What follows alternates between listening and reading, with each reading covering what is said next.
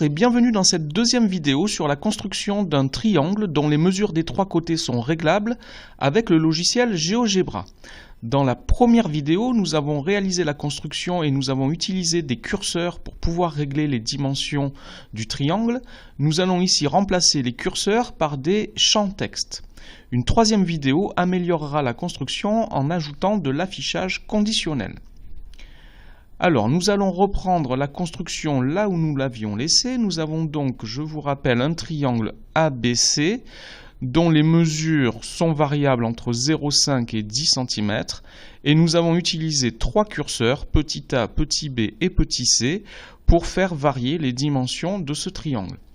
Alors, ce que je veux faire maintenant, c'est pouvoir saisir au clavier, manuellement au clavier, les valeurs que je veux donner aux trois côtés. Pour cela, nous allons aller dans l'avant-dernier menu et nous allons utiliser la fonction qui s'appelle insérer champ texte. Donc je choisis cette fonction, je clique à l'écran là où je veux que ma zone de saisie apparaisse et j'ai un menu qui apparaît. Le logiciel me demande une légende. La légende, c'est le texte qui va apparaître devant la zone de saisie. Je vais saisir la longueur du segment AB, je tape donc AB égale. Et ensuite, je dois dire à quel objet va être liée ma saisie. Alors, si je déroule le menu ici, j'ai tous les objets de ma construction.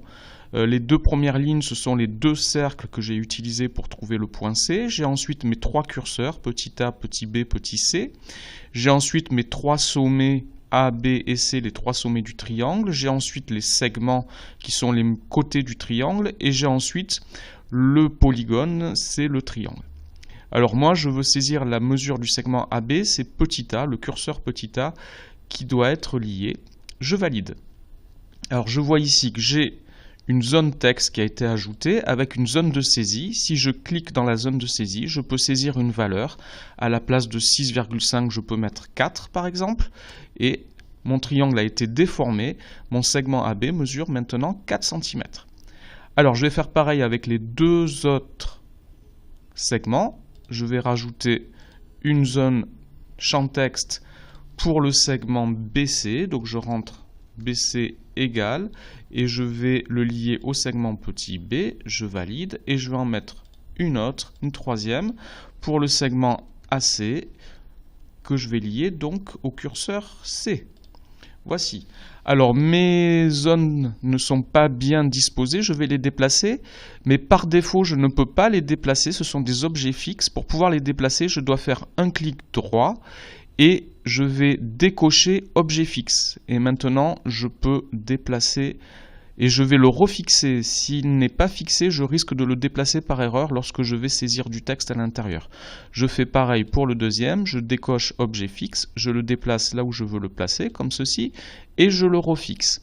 Maintenant, je vais changer la taille de la zone de saisie qui ici est très grande, en faisant un clic droit et en allant dans les propriétés. Quand vous allez dans les propriétés, vous avez plusieurs onglets.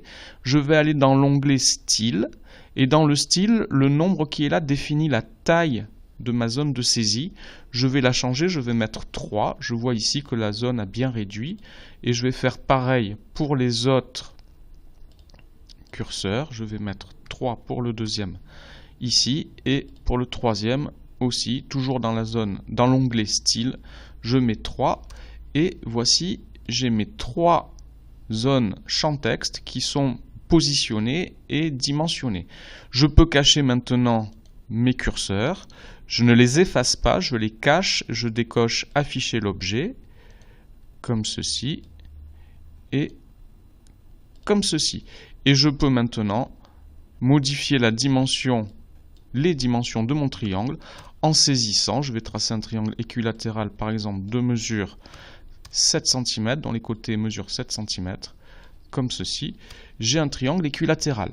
Alors l'objet de la troisième vidéo qui est à suivre, c'est justement d'afficher si le triangle que nous avons construit est un triangle équilatéral ou un triangle isocèle. Nous utiliserons pour cela de l'affichage conditionnel. Voici pour cette vidéo, merci de l'avoir regardée.